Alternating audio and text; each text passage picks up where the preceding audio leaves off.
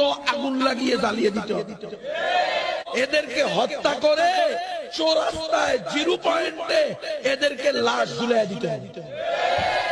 অস্ত্র সাহাবায়ে কেরাম কখনো নিজেদের থেকে আলাদা করে নাই। মেহরাব, এই যে মসজিদের মেহরাব, মেহরাব মানে কি? অস্ত্র রাখার জায়গা।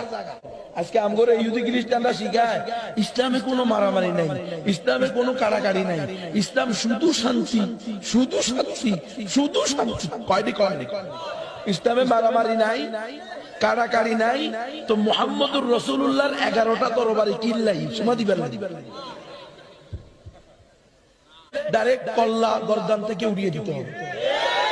হ্যাঁ, অস্ত্রের কথা আল্লাহ কইছে। আল্লাহ খুযু হিজরাকুম, আল্লাহ কয় অস্ত্র ধারণ করো। এই মুমিনেরা সাথে কি রাখ, অস্ত্র রাখ। আমরা কই না অস্ত্র রাখা আমার শান না। আমি কই কি অস্ত্র রাখা আমি আমার শান না। বুঝা যাবে তুমি কয় নম্বর মুসলমান।